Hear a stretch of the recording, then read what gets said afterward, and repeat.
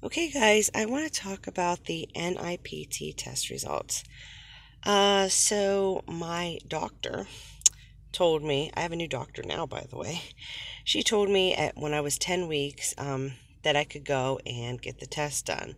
So I went down to the genetics department to get this test done, and they told me that I had to wait until exactly 11 weeks at minimum. So I was like, okay, is that good to wait until 11 weeks? Should I wait longer? And he's like, no, no, no, you can come in 11 weeks. So I went into the genetics department. They just talked to me, basically asked me if the baby was made by IVF. And I said no, of course. And they gave me 2 tubes. And then I went over to the lab and they drew my blood. So here are my results. And I'll put it at the end, I'll put a picture of the 2 tubes. But they check for trisomy 21, 18, and 13 right here. And you can see that my result is the low probability. And right here it says less than 1 in 10,000. And it says 0.01%. And then review this result with the patient. This is the Harmony NIPT test, by the way. So they asked me if I wanted to know the sex of the baby.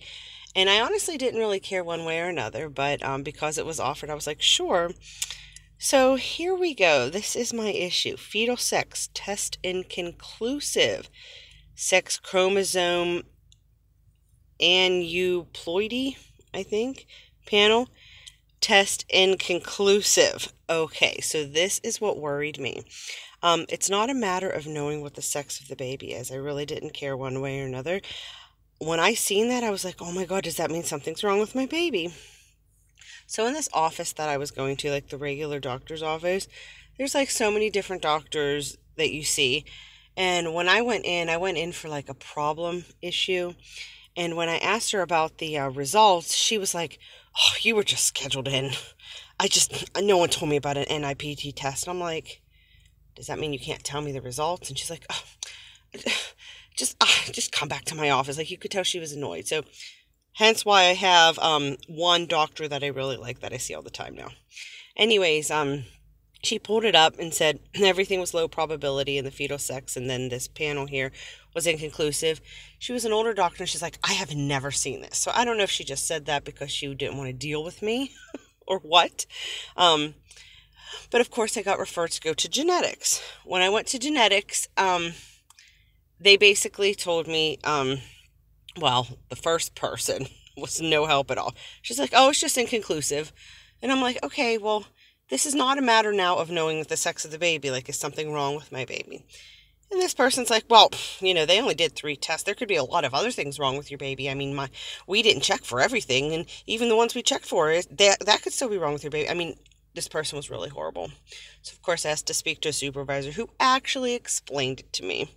And they said, nothing is for sure, but these tests have pretty good, results. And as far as my tests being inconclusive, and I actually was doing some research, and I seen this the day before. Right here, look.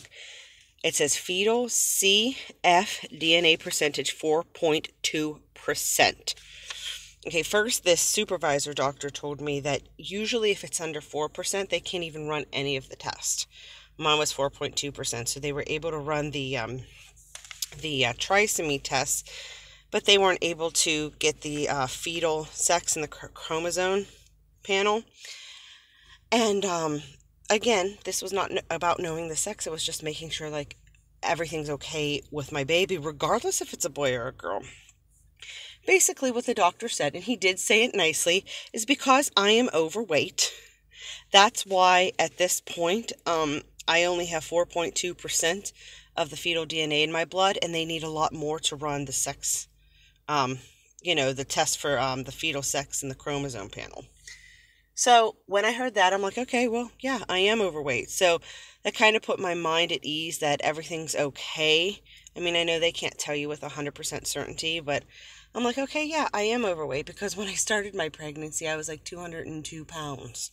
And, I mean, I'm way more than that. And right now, that the time I'm making this video, I am in my 14th week. But anyways, I got this done at exactly 11 weeks and 0 days, and it took exactly 1 week to get it back. So 7 days or 5 business days is how long it took to get it back.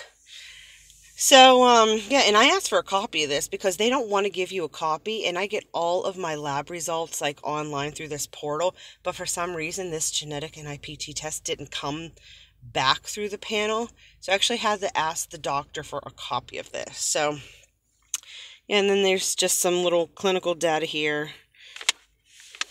Let's see. Oh, yeah. Basically, it's all good. And then the fetal sex here, it says 99% accurate for female sex, and